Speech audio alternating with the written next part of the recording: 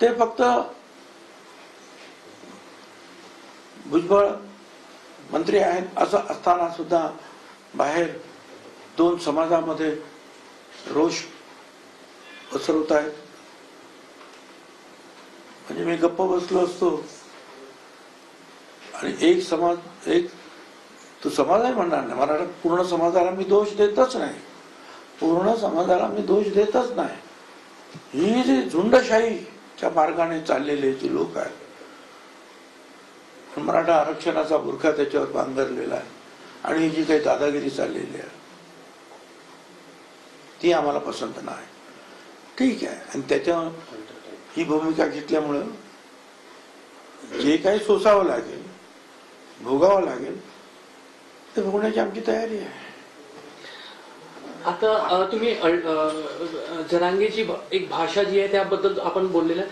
आता नवीन अल्टिमेटम दिलं 17 तारखेपर्यंत सरकारने काय ते सांगावं, नाहीतर आमच्या आणि सरकारचा संबंध आहे. आणि 17 तारखेला अंतरवाली सराटीमध्ये मोठी बैठक बोलली आणि पूर्ण समाजाला तिथे येण्याचं आवाहन करण्यात आलं.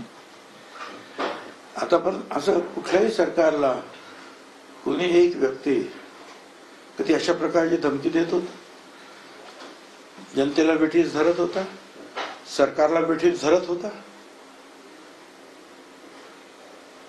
अरे मोठमोठी आंदोलनं झाली या देशामध्ये. अशा प्रकारच्या तारखा देऊन द्या तारखा, उद्या सरकारला तारखा देत आहेत, आज उद्या कोर्टाला तारीख देतील, या तारखेपर्यंत निकाल नाही लागला तर मग आमच्याशी काय वाटेल ते करत. एकदा सवय झाली वाटेल ते बोलण्याची आणि वाटेल तसा विध्वंस करण्याची, मग तो वाढतच जात आहे. त्यामुळे जे आहे माझी विनंती एवढीच आहे, सर्व यंत्रणा आणि शासन यांनी खंबीरपणे उभं राहिलं पाहिजे. प्रामाणिकपणे मराठा समाजाला वेगळं आरक्षण कसं देता येईल याचे प्रामाणिक प्रयत्न केले पाहिजे. आणि काही काळाने असं काही होऊन पुन्हा एकदा तो फिटाळला जाईल कोर्टात, असं होता का? मराठा आरक्षणाच्या विरोधात तुम्ही बोलू नये, फडणवीसांचा वापर करायचा आणि भुजबळांना अजितदादांना बाजूला करायचं असाही आरोप जरांगेंनी केला. असं आहे की माझं वय 76, त्यातलं 35-36 वर्ष मी ओबीसी साठी काम करतोय. शिवसेना सुद्धा सोडली. इथेच नागपूरमध्ये मी 91 सालामध्ये मंडल आयोगावरून, त्यावेळेला फडणवीस आमदार सुद्धा नव्हते. त्याच्यानंतर 10 वर्षाने फडणवीस आमदार झाले. आता ते मला काय सांगणार ना. मला कधी बाळासाहेबांनी सांगितलं की फक्त सांगायचं हा आपला कार्यक्रम आहे, मग तू कसा काय करायचा, तू काय बोलायचं हे मी ठरवायचो. त्याच्यानंतर पवार साहेब कधी मला सांगितलं नाही हे बोला किंवा ते बोला. आणि झालं ना एवढ्या वर्षानंतर 57 वर्ष मी सुद्धा राजकारणात आहे. जेवढी वर्ष शिवसेनेनं झाली समजा, नेमकी तेवढी वर्ष दिवस मला राजकारणात झाले. आता मला कोणीतरी सांगावं आणि मी बोलावं अशी परिस्थिती नाही. मी माझ्या मनाचं आहे, बोलतो. माझे निर्णय माझे असतात आणि त्याच्या परिणाम भोगण्याची माझी तयारी असते.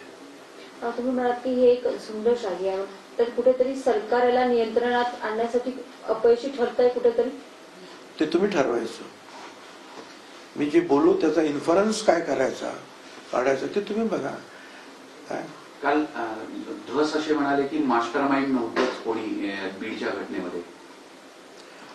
मास्टर माइंड कसं नव्हतं? मी स्वतः तिथे गेलो, त्यावेळी लोकांनी सांगितलं, कोड नंबर दिले होते प्रत्येक ज्या ज्या ठिकाणी हल्ले करायचे. मग ते घरं असतील, शैक्षणिक संस्था असेल, राष्ट्रवादी काँग्रेस पक्षाचं शरद पवार साहेबांचं त्या गटाचं ऑफिस असेल, हॉटेल असेल, या सगळ्या कोड नंबर्स होते आणि त्याच्यावरून ते बोलायचे. 1 नंबर झाला, आता 15 नंबरवर येतोय, अमुक तमुक. मी तिथे गेल्यावर प्रत्यक्ष दुसरा तिसरा दिवशी मला असं वाटतं हे सगळं मी पाहिलं, ऐकले स्वतः. आणि मला सांगा, असं का एकदम उठाव होतो का? एखाद्या ठिकाणी होईल, बरोबर वेळेवर 1, 2, 3, 4, 5 आणि नेमके लोक पकडले गेले. एक प्रकाश सोळंके, आणि ते फक्त एवढंच बोलले होते या तुमच्या काय समाज माध्यमावर की बरे ते यात सगळ्यांना आरक्षण मिळत नाही, असं 1-2% आरक्षण मिळत आहे, नोकऱ्या कुठं, एवढंच ते बोलले. म्हणून त्यांच्यावर राग. बाकी सगळे जे आहेत हे मागासवर्गीय आहेत.